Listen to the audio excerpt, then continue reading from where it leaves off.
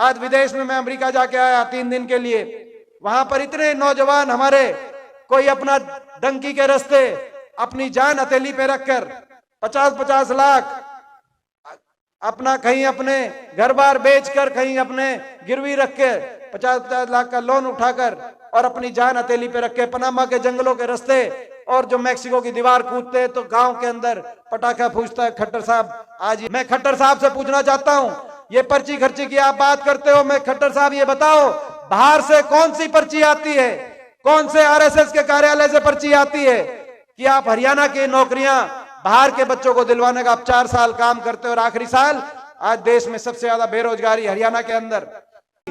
इनेलो party तो वो party है जो जेजेपी से भी पहले बीजेपी से हाथ मिलाएगी। सबका लक्ष्य एक होगा कि कांग्रेस की वोट में सेंध मार के दोबारा से बीजेपी की सरकार, विपक्ष की वोट में बिखराव पैदा करके दोबारा से बीजेपी की सरकार बने। तो पटापा पेरलू भाई,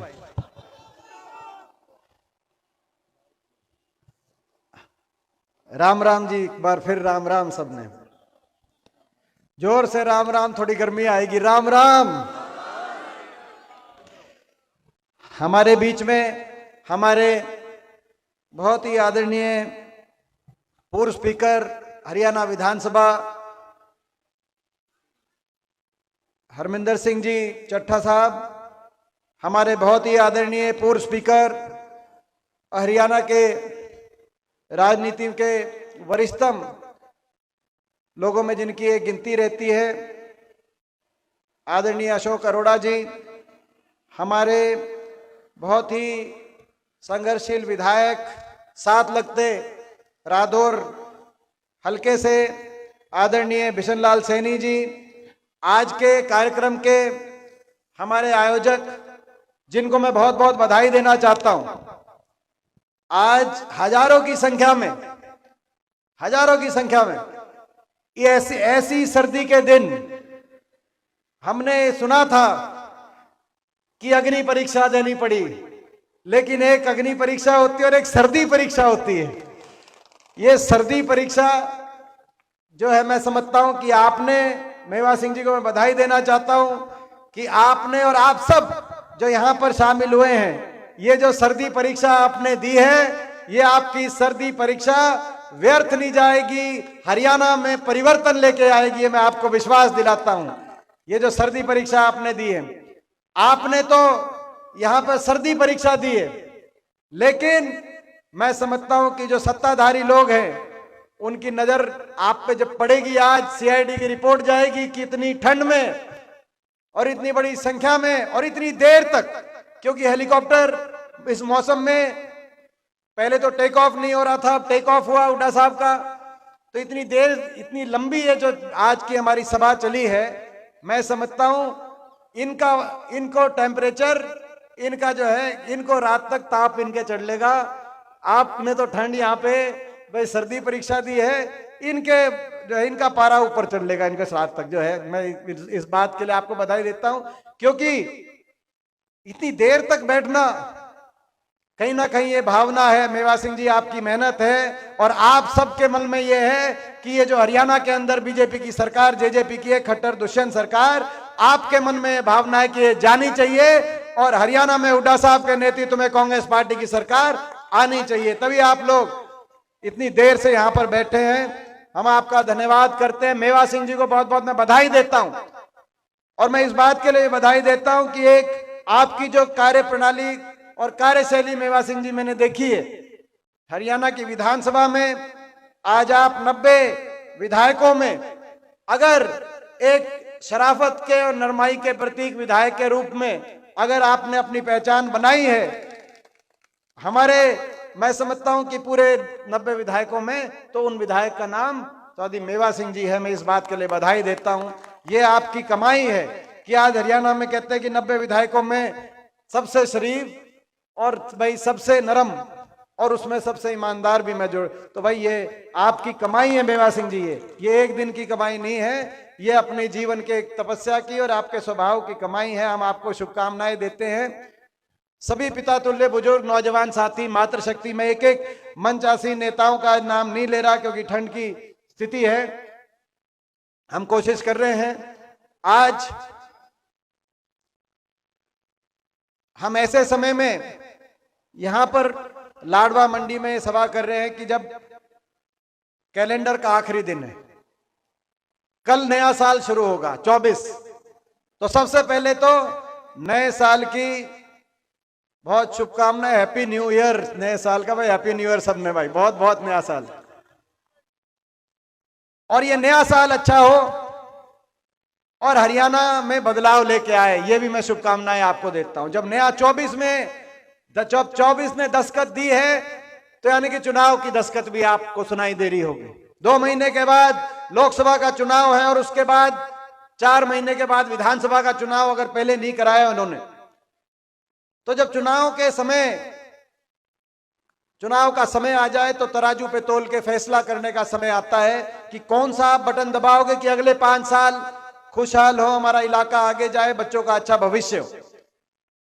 आपने 10 साल की सरकार को देखा है, बड़े बहुमत से 2014 में हरियाणा में भाजपा की सरकार बनी, खट्टर सरकार। अच्छे दिनों का वायदा था कि अच्छे दिन लाएंगे, हरियाणा को आगे लेके जाएंगे।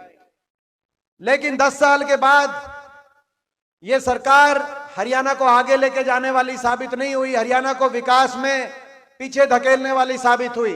जो हरियाणा 2014 से पहले कांग्रेस पार्टी की सरकार में, हुड्डा साहब के नेतृत्व वाली सरकार में, जो हरियाणा देश में विकास में नंबर 1 माना जाता था, प्रति व्यक्ति आय में हम नंबर 1 थे, विकास दर में नंबर 1 थे, प्रति व्यक्ति निवेश में नंबर 1 थे, खिलाड़ियों के सम्मान में हरियाणा देश में सबसे आगे था, किसान की कल्याणकारी योजनाओं में हरियाणा का जिक्र पूरे देश में होता था। चाहे 1600 करोड़ के किसान के बिजली के बिलों की माफी की बात हो, चाहे कोऑपरेटिव के 2200 करोड़ के कर्जे की माफी की बात उस समय हो, चाहे कोऑपरेटिव बैंक के काले कानूनों को समाप्त करने की बात हो, जमीन की नीलामी और गिरफ्तारी किसान की उस कानून को समाप्त करने की बात हो, चाहे देश में डंके की चोट पर सबसे ज्यादा देश में गन्ने के भाव, धान के भाव, पॉपुलर के भाव, 10 साल तक किसान को कोई आंदोलन नहीं करना पड़ा, ऐसी सरकार 10 साल कांग्रेस पार्टी की हुड्डा साहब के नेतृत्व में चली, किसी किसान को आंदोलन नहीं करना पड़ा। और चाहे उन 10 वर्ष में गरीब की कल्याणकारी योजनाओं की बात हो, देश में हरियाणा का जिक्र था। सबसे ज्यादा बुढ़ापा पेंशन हमारी थी, 100 गज का प्लॉट का फैसला, 4 लाख परिवारों को 100 गज के प्लॉट मिले, 20 लाख गरीब परिवार के बच्चों को स्कूल के अंदर 1 से 12वीं तक वजीफे की योजना शुरू उस समय हुई। चाहे पीने के पानी की टंकी टूटी की बात थी, चाहे राशन डिपो पे 5 किलो चाहे अनाज के साथ साथ, चाहे राशन डिपो पे तेल, चीनी और दाल की व्यवस्था की उस समय बात थी। प्रदेश विकास की तरफ आगे जा रहा था, आपस में भाईचारे में 10 साल में कभी खरोच नहीं आई। मगर फिर अच्छे दिनों का नारा आया और बीजेपी को आपने मौका दिया। 10 साल के बाद आज वही प्रदेश जो विकास में नंबर 1 हुआ करता था, खुशहाली भाईचारे में नंबर 1 हुआ करता था, वही प्रदेश विकास में तो 17वें नंबर पे पहुंच गया। इस खट्टर सरकार में नंबर 1 अगर पहुंच गया तो वही प्रदेश आज बेरोजगारी में नंबर 1 पहुंच गया, महंगाई में नंबर 1 पहुंच गया, भ्रष्टाचार में नंबर 1, नशे में नंबर 1 देश में पहुंच गया। आज हर घर में एक पढ़ा लिखा नौजवान बेरोजगार, बेरोजगारों की फौज खड़ी हो गई। ना तो कोई इंडस्ट्रियल एरिया लगाया, ना कोई इंडस्ट्री आई। कोई एक बड़ी इंडस्ट्री बता दें 10 साल में आई हो, एक कोई थर्मल का कारखाना बता दें इन्होंने 10 साल में लगाया हो। हमारे समय 5 लगे थे।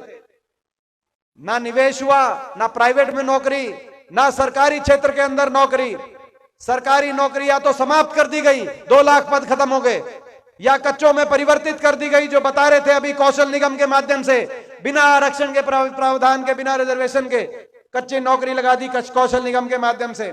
और उसके बाद जो बची कुची सरकारी नौकरी जो निकाली गई, उन नौकरियों में या तो भर्ती घोटालों की भेंट चढ़ गई नौकरी, 20 से ज्यादा भर्ती घोटाले अगर देश में किसी प्रदेश में हुए तो हरियाणा प्रदेश में एचपीएससी के दफ्तरों में करोड़ों रुपए की बरामदगी हुई। अनिल नागर एक मुख्यमंत्री जी द्वारा लगाया गया सचिव, वहां पर करोड़ों रुपए की बरामदगी उनके दफ्तरों में हुई। नौकरियों की जो लिस्टें आई, फिर भी बचा कुचा जो नौकरियों की लिस्ट आई, उन लिस्टों में हरियाणा से ज्यादा हरियाणा के बाहर के नौजवानों को नंबर मिला। बाकी किसी प्रदेश में हरियाणा के नौजवान को नंबर मिलता नहीं, और हरियाणा की लिस्टों में हरियाणा से ज्यादा बाहर के नौजवानों का नंबर मिलता है। एसडीओ की लिस्ट आई, 80 में से 78 बाहर के, 2 हरियाणा के एसडीओ इलेक्ट्रिकल की 2021 में लिस्ट आई, 99 में से 77 बाहर के, केवल 22 हरियाणा के। इस साल असिस्टेंट प्रोफेसर टेक्निकल एजुकेशन की लिस्ट आई, 156 में से 103 बाहर के, केवल 53 हरियाणा के।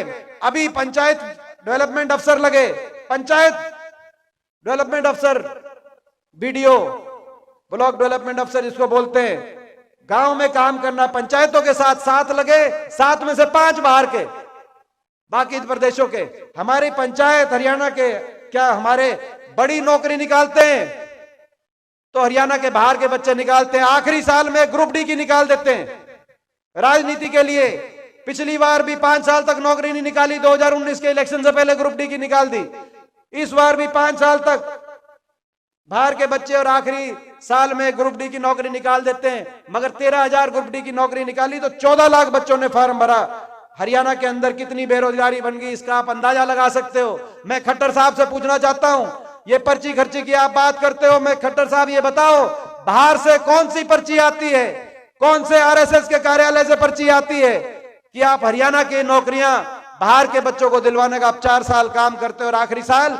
आज देश में सबसे ज्यादा बेरोजगारी हरियाणा के अंदर, हर घर में बेरोजगार।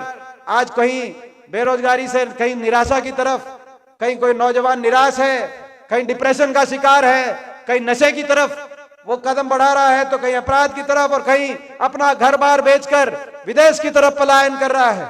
आज विदेश में मैं अमेरिका जाके आया 3 दिन के लिए, वहां पर इतने नौजवान हमारे, कोई अपना डंकी के रास्ते अपनी जान हथेली पे रखकर 50-50 लाख अपना कहीं अपने घर बार बेचकर, कहीं अपने गिरवी रख के 50-50 लाख का लोन उठाकर और अपनी जान हथेली पे रख के पनामा के जंगलों के रास्ते और जो मैक्सिको की दीवार कूदते हैं तो गांव के अंदर पटाखा फूंकता है। खट्टर साहब, आज ये मैं आपको बताना चाहता हूं, आपकी जानकारी में मैं लाना चाहता हूं।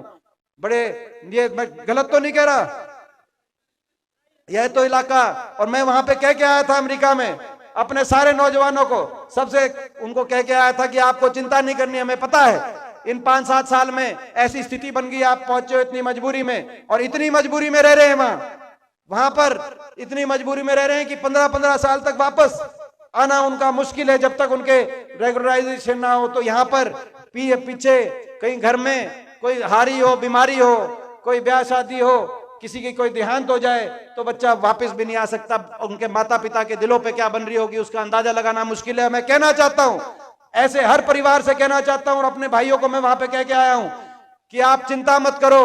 आप ये मानना, आपका एक बेटा अमेरिका में है तो दूसरा बेटा आपका दीपेंद्र हरियाणा में है, कहीं कोई आपको कमी नहीं आने देंगे। कहीं जरूरत होगी तो आपके साथ खड़े हैं, और आने वाले समय में हरियाणा में इस परिस्थिति को बदलेंगे, और हरियाणा में ताकि विश्व स्तरीय आपको यही अवसर मिले, यही रोजगार मिले। कोई जाए तो अपनी खुशी से जाए, अपनी मनमर्जी से जाए, और इतनी चुनौतियों में और इतना रिस्क उठा के कोई किसी को नहीं जाना, मजबूरी में किसी को ना जाना पड़े। ऐसे हालात हरियाणा में हम बनाने का काम करेंगे। आज देश में सबसे ज्यादा बेरोजगारी हरियाणा में, देश में सबसे ज्यादा महंगाई, सबसे महंगा डीजल, पेट्रोल, रसोई गैस का सिलेंडर, सबसे महंगी बिजली, सबसे महंगी बिजली हरियाणा में क्यों है? आज हजारों में बिजली का बिल आ रहा है। मैं पूछना चाहता हूं आपसे, आज गरीब आदमी के हजारों में बिजली का बिल आ रहा है कि नहीं आ रहा? मैं आपसे पूछना चाहता हूं। बिजली के बिल आ रहे हैं क्योंकि अदानी से समझौता बदल दिया, अदानी कंपनी से बिजली दिलवा रहे हैं। सस्ते में बिजली का 20 साल का समझौता था जो हमारी सरकार के समय हुआ था। भ्रष्टाचार का मामला, अदानी से बिजली का समझौता बदलवा के देश में सबसे महंगी बिजली हरियाणा के उपभोक्ता को दिलवाने का काम कर रहे हैं। मैं आज ये कहना चाहता हूं, नए साल में ये सरकार जाएगी, और आज हम ये संकल्प लेते हैं सरकार जाएगी, बिजली में हो रहा ये भ्रष्टाचार समाप्त होगा, और हिमाचल प्रदेश में कांग्रेस पार्टी की सरकार की तर्ज में हर परिवार को, हर बिजली उपभोक्ता को 300 यूनिट फ्री बिजली में दिलवाने का हम काम करेंगे। ये आज संकल्प हम लेते हैं, ये हमारा संकल्प। आज देश में सबसे ज्यादा, सबसे महंगी बिजली, देश में सबसे ज्यादा बेरोजगारी, सबसे ज्यादा महंगाई, और देश में सबसे ज्यादा भ्रष्टाचार, क्योंकि ये सरकार तो भ्रष्टाचार के आधार पर बनी। 5100 बुढ़ापा पेंशन के आधार पे कह दिया, समझौता कर लिया। दुष्यंत चौटाला ने लोगों को धोखा दे गया, विश्वासघात कर दिया। आपको याद होगा पिछले 2019 के चुनाव में लोग इस सरकार को नहीं चाहते थे, सरकार से दुखी थे, सरकार को बदलना चाहते थे। यही कारण था 14 मंत्री सरकार के उतरे, 14 में से 12 मंत्रियों को लोगों ने वापस नहीं जाने दिया।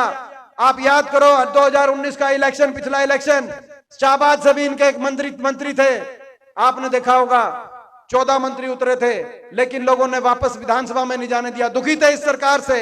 बीजेपी ने नारा दिया था, खट्टर साहब ने, कि 75 पार, लोकसभा चुनाव के बाद 75 पार। इस दौरान जेजेपी एक पार्टी आई, दुष्यंत चौटाला, उसने नारा दे दिया। क्या नारा दे दिया? बीजेपी को भेजेंगे जमुना पार। एक कहता था 75 पार, दूसरा कहता था जमुना पार। इलेक्शन का नतीजा आते ही दोनों बन गए जमा पक्के यार। बन गए कि नहीं बन गए? दोनों बन गए पक्के यार। और हरियाणा में बना दी ऐसी भ्रष्ट सरकार, जनता कर रही हाहाकार। कह दिया, ये कह दिया कि 5100 बुढ़ापा पेंशन, और फैक्ट्रियों में, एक फैक्ट्री तो नहीं लगाई नहीं, लेकिन फैक्ट्रियों में 75% हरियाणा के बच्चों को रिजर्वेशन पे की बात पे समझौता कर रहे हैं। ना तो फैक्ट्रियों में रिजर्वेशन का लागू हुआ 5 साल में। आज 5 साल के बाद मैं पूछता हूं, वो 5100 बुढ़ापा पेंशन कहां है? 5100 बुढ़ापा पेंशन का समझौता नहीं था, अपने भ्रष्टाचार के मुकदमे फाइल बंद कराने का समझौता था। हरियाणा में महकमे बांटकर एक दूसरे, कोई शराब का महकमा ले गया, कोई माइनिंग का महकमा ले गया, कोई खनन का महकमा ले गया, कोई एक्साइज का महकमा ले गया। महकमे बांटकर हरियाणा को लूटने का समझौता था। और ये हम क्या कहेंगे, इन्हीं के विधायक कह गए, जब महकमे बटे, हरियाणा का ये सरकार दूसरी शुरू हुई, तो दादा गौतम, इनके पंडित जी विधायक है नारनौंद हिसार से, कल वहां पे मेरा प्रोग्राम था, उनका बयान आया कि खोपर बढ़ गया सरकार में और खोपर एक लाए जीमने लग रहा है। आपको याद होगा, बोला खोपर एक लाए जीम गया, आया था कि नहीं आया था? इस बात की भी जांच होनी चाहिए, जीम गया इस सरकार में, भ्रष्टाचार का केस बनता है। इनके विधायक बता रहे हैं भ्रष्टाचार का समझौता था। मैं चुनौती देता हूं जेजेपी वालों को, मैं चुनौती देता हूं। पिछली बार तो 10 विधायक आपके आ गए थे जमुना पार के नारे से, लेकिन आपने बड़ा विश्वासघात कर दिया है बड़े बुजुर्गों के साथ, अपने मतदाता के साथ, जिन्होंने जमुना पार बीजेपी को भेजो के नाम पे वोट दी। इस बार मैं चुनौती देता हूं, आपको कितनी तकलीफ हो मुझसे, लेकिन मैं चुनौती देता हूं। हम ईमानदारी से लड़ाई लड़ रहे हैं। 90 सीट है हरियाणा की, छुट्टी बोलते हैं, 1 सीट से आप अपना जमानत बचा के दिखाना। आपने इतना बड़ा विश्वासघात किया है, जनता वोट की चोट से उस विश्वासघात का जवाब देगी। मगर मैं आपको भी कहना चाहता हूं, सरकार बदलेगी, आपकी सरकार बनी हुई है हरियाणा में। पिछली बीजेपी सरकार के खिलाफ थी, मगर उसकी जनभावना की रक्षा आपको करनी है। साजिश और षड्यंत्र होंगे, जैसे पिछली बार जेजेपी को बीजेपी के इशारे से उतारा गया मैदान में, इस बार जेजेपी, इनका समझौता हो गया समझौता तोड़ने का, ये आपके बीच में फिर आएंगे, अपने उम्मीदवार खड़े करेंगे। कहीं कोई इनेलो पार्टी आएगी। इनेलो पार्टी तो वो पार्टी है जो जेजेपी से भी पहले बीजेपी से हाथ मिलाएगी। सबका लक्ष्य एक होगा कि कांग्रेस की वोट में सेंध मार के दोबारा से बीजेपी की सरकार, विपक्ष की वोट में बिखराव पैदा करके दोबारा से बीजेपी की सरकार बने। मैं पूछना चाहता हूं, ये चीटिंग जो पिछली बार जमुना पार के नारे देकर और बीजेपी का समर्थन करके जो चीटिंग की गई, ये जो चीटिंग है, ये विश्वासघात है। इस चीटिंग का इस बार जागरूकता से इस चीटिंग को समझोगे कि नहीं समझोगे? एक बार हाथ खड़ा करके बताओ भाई, इस चीटिंग को आप समझोगे कि नहीं समझोगे? इस चीटिंग का ख्याल आपको रखवाली रखनी है। चीटिंग किसी को मत करने देना। सरकार आपकी हम बना के दिखाएंगे। जो भाई कमर के पीछे कोई वार करे, उसका हिसाब आप ले लेना, छाती आपके लिए हम अड़ा देंगे जहां आप कहोगे। ये मैं आज का आपको कहना चाहता हूं। और आज ये भी हम ये भी कहना चाहते हैं, धोखा दे दिया आपने 5100 की बुढ़ापा पेंशन पे। तारीख बदलेगी, साल बदलेगा, नए साल में सरकार बदलेगी और 5100 बुढ़ापा पेंशन की बात बदलेगी। जिस दिन कांग्रेस पार्टी की सरकार बनेगी, हुड्डा साहब के नेतृत्व में देश में डंके की चोट पर 6000 बुढ़ापा पेंशन हर बड़े बुजुर्ग को दिलवाने का हम काम करेंगे। कोई रोक सकता तो रोक के दिखाए। आज हम ये कहना चाहते हैं, ये ऐसी सरकार ऐसी सरकार, मगर दुख इस बात का है, बेरोजगारी में, महंगाई में, भ्रष्टाचार में, नशे में हरियाणा नंबर 1 बन गया, इस बात का दुख है। विकास की पटरी से उतर गया हरियाणा, इस बात की टीस है मन में। लेकिन उससे भी बड़ा दुख इस बात का है कि इस सब के बावजूद घमंड में भी नंबर 1 बन गया, सरकार के घमंड में नंबर 1, हर बात में घमंड, इतना अहंकार। कोई ऐसा वर्ग नहीं, 10 साल हमारी सरकार रही, किसी को आंदोलन नहीं करना पड़ा, और 10 साल इनकी सरकार रही, हर वर्ग को आंदोलन करना पड़ा, और हर वर्ग को पे अत्याचार इन्होंने किया। किसान आंदोलन चला 1 साल तक, 750 किसानों की जान चली गई, 750 घर उजड़ गए। किसी का बूढ़ा बाप था तो किसी का जवान बेटा था, किसी के घर में केवल छोटी छोटी बेटियां हैं। मैं एक एक घर में होके आया हूं, एक एक के आंसू पोंछ के आया हूं। कौन थे वो लोग जिन्होंने, उनकी बात मानने की बात तो दूर की बात है, लेकिन भारतीय जनता पार्टी के आज तक किसी छोटे से छोटे पदाधिकारी ने यह नहीं कहा कि हमें सहानुभूति है, हमें संवेदना है। हम सहानुभूति के 2 शब्द बोलते हैं कि हमें अफसोस है कि किसी का घर का चला गया, हम इनकी मांग नहीं मानते। उनको देशद्रोही बताया गया, देश की संसद में देशद्रोही बताया गया। मैंने कितना अकेलापन महसूस किया होगा, आप अंदाजा लगा सकते हैं उस देश की संसद में। आज भाजपा के हरियाणा में 15 सांसद हैं, 15 में से 14 बीजेपी के सांसद हैं, 10 लोकसभा के, 5 राज्यसभा के, एक अकेला विपक्ष के सांसद के रूप में इस मोदी सरकार से पूरी भाजपा के सामने जब किसान आंदोलन के बीच में मैं खड़े होकर आंख में आंख मिलाकर जब लड़ाई लड़ता हूंगा और सारी बीजेपी टूट के पड़ती होगी देश की। आपका बेटा था, जब किसी का घर उजड़ता था तो दिल में दर्द होता था, वहां जाके ना लड़ूं तो क्या करूं, मगर पूरी बीजेपी जब टूट के पड़ती थी, पूरे देश की बीजेपी, तो मैंने कितना अकेलापन महसूस किया होगा, आप अंदाजा लगा सकते हो। मैं पूछना चाहता हूं, वहां तो मैं अकेला रह गया था, लेकिन आने वाले समय में हरियाणा में जब इस बात का हिसाब होगा तब आप अकेला तो नहीं पड़ने दोगे। मैं आज से पूछना चाहता हूं, यह अहंकार, कहा देशद्रोही बताते थे, कभी कुछ बताते थे, यह अहंकार। जब किसान आया तो अहंकार, जब खिलाड़ी हमारी बेटियां अपने मेडल वापस कर रही है, अपने पुरस्कार वापस कर रही है, केवल न्याय मांग रही है।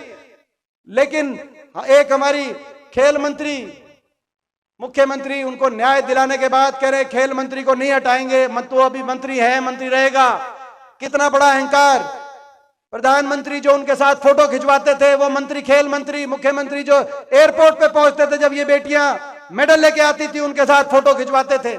अरे ये वो देश है जिस देश में अपने दुश्मन की बहन बेटी की इज्जत को भी अपनी इज्जत माना जाता है। महाराणा प्रताप का देश है, जहां बहन बेटी की इज्जत के लिए अपना जान न्यौछावर करी जाती है। ये महाभारत का देश है, जहां बहन बेटी की इज्जत पे कुरुक्षेत्र के अंदर धर्म युद्ध लड़ा जाता है। लेकिन ये बेटियां कौन बेटियां थी, इनका क्या कसूर था, ये कौन से प्रदेश से आई, किस वर्ग से आई, इसका क्या मायना है।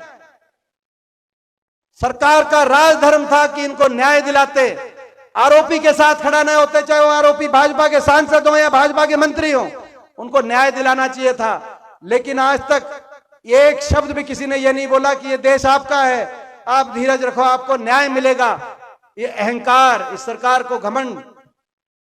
किसान आए तो घमंड, हमारी महिलाएं बेटियां आई तो घमंड, कर्मचारी आए ओल्ड पेंशन स्कीम मांगने, उन पे लाठीचार्ज, सरपंच आए अपना अधिकार मानने तो लाठीचार्ज, मनरेगा के मजदूर अपनी मजदूरी के लिए बढ़ाने के लिए आए करनाल में, उन पे लाठीचार्ज, ग्रामीण चौकीदार, सफाई कर्मचारी, गरीब आदमी जब अपना मानदेय बढ़ाने के लिए आए तब लाठीचार्ज, आड़ती जब अपनी हड़ताल पे गए तो आड़तियों को उसी भाषा में जवाब दिया गया, आशा वर्कर, आंगनवाड़ी, हमारी महिलाएं जब आई उन पे लाठीचार्ज। 10 साल हमारी भी सरकार रही, किसी पे लाठीचार्ज एक भी पूरे हरियाणा के अंदर हुआ हो तो हम जिम्मेदार हैं। 10 साल तक किसी को आंदोलन नहीं करना पड़ा, किसी पे लाठीचार्ज नहीं। यहाँ हर वर्ग के साथ इतना अपमान, और मुख्यमंत्री जी जहां जाते हैं इस भाषा का प्रयोग करते हैं जनता को। अभी एक गए हिसार के अंदर, एक लेडीज खड़ी हुई, कहा कि जी इतनी बेरोजगारी है, कोई फैक्ट्री लगवा दो, कहा इसको बिठा के चंद्रयान पे बिठा के चांद पे भिजवा दो। सिरसा में एक लेडीज खड़ी हुई कि चिट्टे से, नशे से मेरा 22 साल का बच्चा चला गया, विधवा लेडीज हूं, बोला किसी ने सिखा के भेजी है। कोई अपने बच्चे के बारे में बोलेगा सिखा के भेजी? बोला सिखा के भेजिए, इसको बाहर फिकवाओ। एक खड़ा हुआ सिरसा के अंदर, बोला किसान जो है, किसान की ये समस्या है। बोला तो किसी पार्टी का लगता है पदाधिकारी, इसकी पिटाई करवाओ। कहां पिटाई करवाओ? करनाल में बोला मुख्यमंत्री जी ने कि ये जो ब्लैक कैट जो है ये अपना हमारी सिक्योरिटी है, उठा के बाहर फिकवा देंगे, धक्के मार के बाहर फिकवा देंगे। हम भी सरकार में रहे थे 10 साल, हमने खुद धक्के खाए होंगे, किसी एक को उंगली भी लगाने का काम हमने किया नहीं होगा। मुख्यमंत्री जी ये घमंड।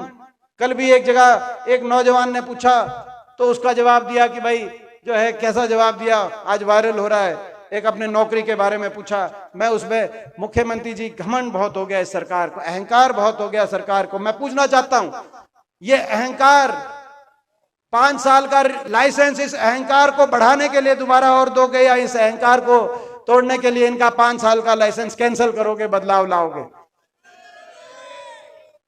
और विकास की पटरी से उतर गया हरियाणा।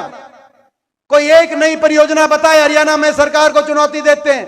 5 थर्मल कारखाने लगे हमारे समय, यमुनानगर से लेकर हिसार तक। आपका एक कारखाना लगाओ तो बताओ। 250 किलोमीटर रेल की लाइन हमारे समय बिछी, आपने 1 इंच रेल की लाइन 10 साल में बनी हो तो बताओ। 12 यूनिवर्सिटी, 12 विश्वविद्यालय हरियाणा के अंदर बने जब हमारी सरकार थी सरकारी, आपने 1 यूनिवर्सिटी बनाई हो तो बताओ। 17 राष्ट्रीय संस्थान जिसमें NID कुरुक्षेत्र भी शामिल है, उस समय हरियाणा के अंदर आए। आपका एक संस्था आया हो तो आप हरियाणा बताओ। 4 लाख गरीब परिवारों को प्लॉट मिले, आपका एक प्लॉट मिला हो तो आप बताओ। इस सरकार के अंदर किसी SC वर्ग के भाई को कोई प्लॉट मिला हो, कोई मकान आया हो सरकार की तरफ से तो आप उसका बताओ। उस समय 81 किलोमीटर मेट्रो आई, आप 1 किलोमीटर मेट्रो, 1 खंबा मेट्रो का कहीं आगे आए हो मुख्यमंत्री जी, वो बताओ। एक परियोजना बताओ। परियोजना तो मिली नहीं, परियोजनाओं को कैंसिल करने का काम हुआ। कहीं अंतरराष्ट्रीय एयरपोर्ट जेवर नोएडा चला गया तो दादूपुर नलवी नहर, आज वाटर लेवल इतना नीचे जा रहा है यहाँ पूरे इलाके के अंदर। इस पूरे इलाके जा रहा है कि नहीं जा रहा, मैं पूछना चाहता हूं। दादूपुर नलवी नहर बनाई गई, नहर कैंसिल कर दी कि किसानों को मुआवजा ना देना पड़े। सरकार बदलेगी, दादूपुर नलवी का भी दोबारा निर्माण होगा। आज हम ये भी कहना चाहते हैं इस मंच के माध्यम से। कोई काम तो किया नहीं, बने बनाए काम रोक दिए। लाडवा का बाईपास बनना था, सारे जो अभी मेवा सिंह जी ने बताया कि सारा नोटिफिकेशन हो गया था। जाम से यहां से लेकर रादौर तक दोनों हमारे विधायक बैठे हैं, बिशन लाल सैनी जी भी बैठे हैं और मेवा सिंह जी भी बैठे हैं। यहां से लेकर पूरे रादौर तक ये अगर बाईपास बनता सबको सहूलियत होती, लेकिन क्योंकि हमारी सरकार में नोटिफिकेशन था 10 साल तक कुछ काम किया नहीं। मगर पुराने काम भी, कहीं दादूपुर नलवी नहर अटवा रहे हैं, कभी ये लाडवा का बाईपास रुकवा रहे हैं। मैं कहना चाहता हूं सरकार से, 5 महीने बचे हैं आपके पास। 5 महीने में या तो आप इस पे काम शुरू कराओ जिम्मेदार विपक्ष की तरह, हम आपका स्वागत करेंगे, धन्यवाद करेंगे। नहीं तो सरकार बनते ही पहली कलम से, मेवा सिंह जी ने जो आज बात कही है, पहली कलम से सर, आज या लाडवा में आपने जो यहाँ पे सर्दी की परीक्षा दी है, जैसे ही सरकार बनेगी, जब सरकार बनते ही यहीं पे हम रैली करेंगे, यहीं सभा करेंगे, उसका हम निमंत्रण देके जाते हैं आपको। और लाडवा के बाईपास का पत्थर रख के जाएंगे जब पहली मीटिंग करके। आज हम सरकार को यहाँ चुनौती के साथ कहना चाहते हैं, नए साल में हम संकल्प लेते हैं, नए साल में सरकार बदलेगी। 750 किसानों की जान लेने वाली सरकार, अत्याचार करने वाली सरकार जाएगी। हरियाणा में किसान को न्यूनतम समर्थन मूल्य की गारंटी देने वाली, देश में सबसे ज्यादा पॉपुलर धान और देश में सबसे ज्यादा 450 क्विंटल गन्ने का भाव देने वाली सरकार हरियाणा में आएगी अगले साल। ये हम आज संकल्प लेते हैं। आज हम संकल्प लेते हैं, गरीबों की योजनाएं बंद करने वाली सरकार जाएगी। जो 100 गज के प्लॉट बंद कर दिए, मैं पूछना चाहता हूं, बहुत से SC वर्ग के हमारे भाई बैठे हैं आज इस सभा में, बैकवर्ड के हमारे भाई, BPL के परिवार, जनरल के भी बैठे हैं। एक भी प्लॉट मिला 10 साल में? मैं पूछना चाहता हूं किसी को मकान मिला? जो इंदिरा आवास योजना के मकान आया करती, मकान मिला ना प्लॉट मिला। गरीबों की स्कीम रोकने वाली सरकार जाएगी और नए साल में हर गरीब परिवार को 100 गज का प्लॉट और 100 गज के प्लॉट पर सरकारी सहायता से 2 कमरे का इंदिरा आवास योजना के माध्यम से मकान बनवाने वाली सरकार आएगी। एक कलम से ये सारे मकान पारित करने का काम करेंगे। आज हम संकल्प करते हैं, हमारी खिलाड़ियों को अपमानित करके दिल्ली की सड़कों पे घसीटवाने वाली ये सरकार, अधर्मी सरकार जाएगी और हमारे खिलाड़ियों को देश में सबसे ज्यादा मान सम्मान दिलवाने वाली सरकार नए साल में आएगी। ये संकल्प लेना चाहते हैं। हम संकल्प लेते हैं 5000 स्कूल बंद करवाने वाली, 5000 स्कूल बंद हो गए, शिक्षकों की भर्ती नहीं, बच्चे बैठे हैं स्कूल के आगे धरने दे रहे हैं, प्रदर्शन कर रहे हैं। देश के इतिहास में शायद बच्चों को सबसे पहले धरना देना पड़ा, तो इस खट्टर सरकार में धरना देना पड़ा। 5000 गरीब का बच्चा बैठा है, क्योंकि सरकारी स्कूलों में गरीब का बच्चा पढ़ता है, गरीब के बच्चों के लिए लड़ाई लड़ेंगे। 5000 स्कूल बंद करने वाली सरकार जाएगी और पहली कलम से ये इन 5000 स्कूलों को दोबारा से शुरू कराने वाली और हरियाणा के स्कूलों को देश में बेहतरीन बनाने वाली सरकार हरियाणा में कांग्रेस पार्टी की आएगी। संकल्प लेते हैं और पहले ही हम संकल्प ले चुके हैं कि 5100 का बुढ़ापा पेंशन पे धोखा देने वाली सरकार जाएगी और देश में सर्वाधिक कितनी 6000 बुढ़ापा पेंशन देने वाली सरकार आएगी, इन्होंने जो धोखा दिया है। और हम संकल्प लेते हैं सबसे ज्यादा महंगाई करने वाली सरकार जाएगी और देश में 300 यूनिट बिजली का जो है बिजली फ्री देने वाली सरकार 300 यूनिट आएगी। और सिलेंडर जो 400 रुपए था हमारी सरकार में, सिलेंडर को भूल गया था, 400 रुपए पे सिलेंडर था। कब हम महंगाई की मार सिलेंडर सस्ता होगा। सिलेंडर ने डाक मारी, कितने पे पहुंच गया भाई? सिलेंडर ने डाक मारी, और भाई सिलेंडर ने डाक मारी पहुंचा तो भाई 1100-1000 रुपए पे सिलेंडर देने वाली सरकार जाएगी। और हरियाणा में हर अपनी माता बहन गृहिणी को 500 रुपए सिलेंडर देने वाली सरकार आएगी। किसानों को सरपंचों को पे लठ बरसाने वाली सरकार जाएगी। सरपंचों बेचारे, उनकी भी काफी अच्छी तरह तो सरकार ने सेवा करी। सरपंचों को पे लठ बरसाने वाली सरकार जाएगी और सरपंचों को लठ की बजाय उनके हाथ में कलम और कलम में विकास करने की ताकत देने वाली सरकार हरियाणा में आएगी। और भाई कर्मचारी को पे लाठियां बरसाने वाली सरकार जाएगी और कर्मचारियों को ओल्ड पेंशन स्कीम देने वाली सरकार आएगी। इन्होंने तो कोई अपना वायदा पूरा किया नहीं, ना तो एमएसपी गारंटी, ना किसान की आमदनी दुगनी, ना हर जिले के अंदर मेडिकल कॉलेज, ना 9000 बेरोजगारी का भत्ता, कोई एक वायदा इन्होंने पूरा किया नहीं। लेकिन जो आज हमने बात कही है उसको हम पूरा करके दिखाएंगे। जैसे पहली जब हुड्डा सरकार थी, कोई एक बात ऐसी नहीं कही गई जो पूरी नहीं हुई। तो मैं इन्हीं शब्दों के साथ अपनी बात को यहीं समाप्त करते हुए, आज आपने एक सर्दी परीक्षा दी है, मैं उसके लिए बहुत बहुत आपका मैं धन्यवाद करता हूं। और जो है इन्हीं शब्दों के साथ बहुत बहुत आपका धन्यवाद।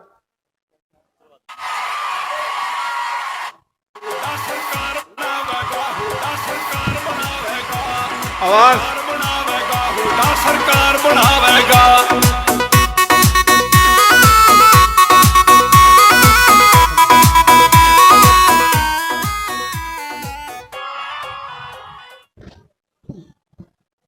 बहुत बहुत धन्यवाद एमपी साहब को। विधायक मेवा सिंह जी एक हल भेंट करके उनका स्वागत करेंगे और बड़ी माला से स्वागत करेंगे हमारे कार्यकर्ता सभी।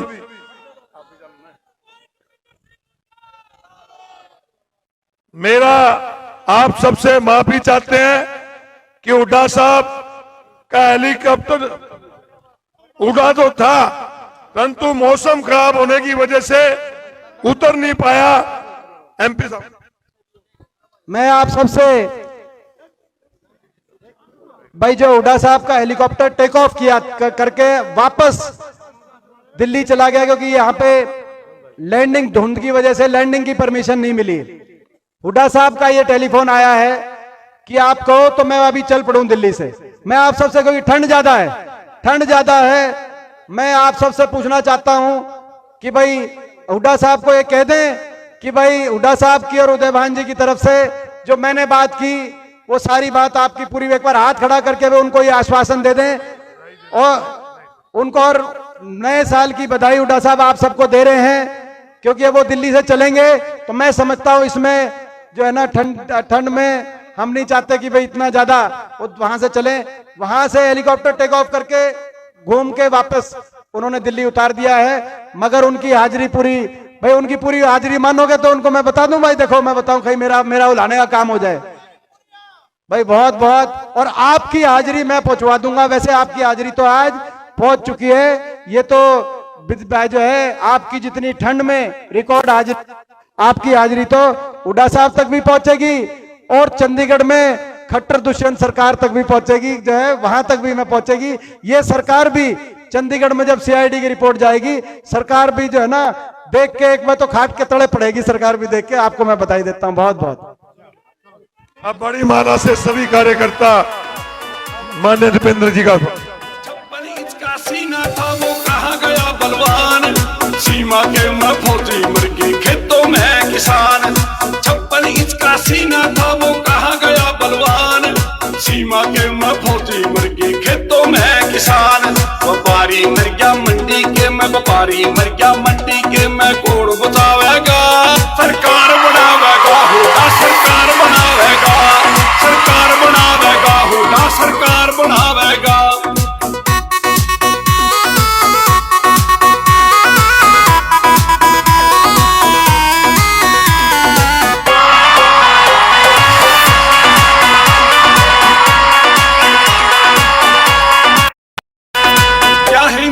मुसलमान ये देश हमारा है, छत्ती बिरादरी एक रहे हुड्डा का नारा। क्या हिंदू क्या मुसलमान ये देश